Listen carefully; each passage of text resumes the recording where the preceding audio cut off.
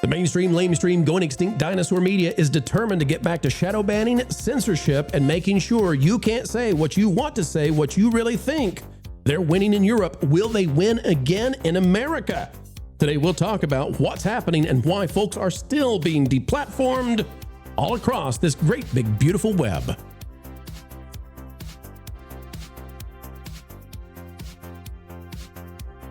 It's a great day. It's a groovy day, folks. Thank you for coming our way right here to the Pro Channel, where we, as ever, endeavor to explain entertainment.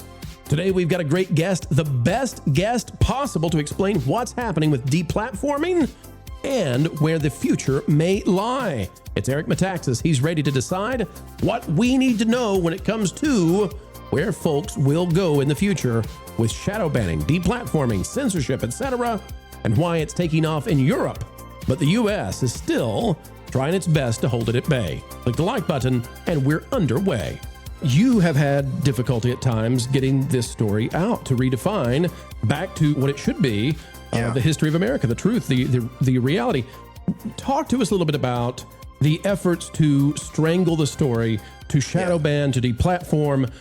And I know that you've had horrific challenges placed upon you by Silicon Valley, perhaps at the behest of the prior administration, but walk us through your journey and whether or not you think we're on the other side. Well, I think we're in the middle of the fight. We're in the middle of the war, but the war could have been over. It's kind of like the story I tell in my book about Washington escaping across the East River with his army in 1776. He lived to fight another day. That was miraculous. I think that we've been given a reprieve and that we're in the fight, and I think ultimately we will win, but we're still in the fight. Because I dared to have a guest on my show, on my podcast, the Eric Metaxas Show, talking about vaccine passports, YouTube demonetized the whole thing, just wiped us out. I said, this is unbelievable. I was having a conversation in a free country about a subject that interests my audience, interests pretty much everybody, right? Like, couldn't even talk about it. So I was deplatformed. It's happened to me many times. With this book, I have been astonished that if you go to Amazon now, you can get plenty copies right away. If you go to barnesandnoble.com, and this was true today, I don't know if they're ever going to change this. If you go to Barnes & now keep in mind, the book is a New York Times #2 bestseller, so one of the top selling books in America. You go to barnesandnoble.com and you say, oh, I'm just looking for a book, Revolution. You type in the search bar, Revolution. My book doesn't even come up anywhere. There's like 40 other books relating to the subject of the revolution, every other kind of revolution, whatever. My book is about the revolution. The title is Revolution, does not come up on bn.com. I said, is this a joke? Like I kept looking around and trying to figure this out. That's called shadow banning. If you go into Barnes & Noble stores, most of them don't have the book, or they don't have it prominently displayed. They got one copy in the back. And I thought, this is a New York Times bestseller. It's at the top of the New York Times list. All those other books, they've got piles of them when you walk into the store. So something weird is going on. I mean, look, it's not weird. We know what it is. We know that there are people that don't like this version of things, and so they have to suppress it. But which is one of the reasons that I'm kind of shameless in asking people, please buy the book. Please give the book to your relatives and neighbors and friends. This is a book I wrote for everybody. It's not for history buffs. This is for Americans. If you're an American, you need to know this story. But making it a bestseller is the only way to break through into the mainstream. These are true stories, and this is a true story, and this is a true accounting, but it has to break into the mainstream. The secular left, they've taken over, obviously, PBS. They've taken over colleges, the New York Times. You can't get this version. And I just find that amazing that we're living in a time, I didn't write, like, this is not some MAGA conservative book. This is just a happy story of our history. But if you do that in this day and age, there are people that don't like it. They want to suppress these ideas, because if these ideas get out, we're going to win the war for liberty in America. We're going to be able to be free, for another 250 years or as long as God allows us. But we have to fight. So to me, writing the book is part of the fight. It's like, we've got to get the truth out. And again, this is not an angry book. It's a fun, happy story of what happened 250 years ago. There's just the heroes involved. Nathan Hale, I mean, amazing heroes. But if they can keep suppressing that, as they've done a pretty good job of doing for 50 years, the lies will come in. And so we are in a war, an ideological war right now. And I wrote my book hoping, to educate a new generation so that we can understand what it means to be free, what America really is, how we got our freedoms, where they come from, and how we keep them. Final question for you. How close did we come to becoming a censorship state like the United Kingdom? And how close are we to that still happening, depending on how future elections go? Under the last administration, which a very, very dark time for a lot of Americans, we were on the edge of the abyss. And there are a lot of people, even friends of mine, that they didn't see that. I think that they were very naive. And they said, oh, the pendulum swings back and forth. That is garbage, okay? You tell that to the people in the boxcars going to Auschwitz. The pendulum swings back and forth. Sometimes horror happens. Sometimes right. I call it corruption escape velocity. Evil takes over, and it's over. And we were on the verge of that with the last administration. If Kamala Harris, God forbid, had become president, we have laws being made that are, I was on the president's commission on religious liberty, which we just submitted the report to the president a few weeks ago. The persecution of Christians across this country under the Biden administration, I can't even talk about it. It's so upsetting. It's so sick. The persecution of pro-lifers. Real persecution. I don't mean, like somebody disagreed with them. I mean, ugly, ugly stuff. What we see in the UK currently, what we see right now happening. Yeah. It is happening all over Europe. And why is it happening in Europe? Because they've lost touch with these ideas. Not that they ever really got it, but they sort of got it. There's a woman in Finland, I think, who spoke about a biblical view of sexuality. She was not even allowed to land in Heathrow Airport. That's how dark it is in England right now. Yep. That they are coming against a biblical worldview with this level of hostility and brutality. This is not just like they have a different point of view. They are being aggressive in persecuting people who have a biblical worldview. And I thought, you don't have to agree with my worldview, but you're going to persecute me for having that worldview. That's where we are. And so people need to understand we really are in a war, and it's an ideological war. It's a spiritual war. It's a cultural war. And the story of my book, we haven't talked about it, but really the story at the heart of the book, this is a culture war that took place between the American colonies, which were dramatically Christian, and the British elites, who were dramatically secular, cynical, corrupt, and dissolute. They were dramatically, publicly immoral. And I tell that story a little bit in the Amazing Grace book that you lifted up about Wilberforce. The Georgian era British elites were very decadent, and they sneered at the Americans with their little Bible values. They made a bunch of religious hypocrites. So it's kind of like looking at the Hollywood elites, governing a town of homeschoolers in Oklahoma, like completely different values. One of them is earnest and believes in the Bible, and the other one is very cynical, very corrupt.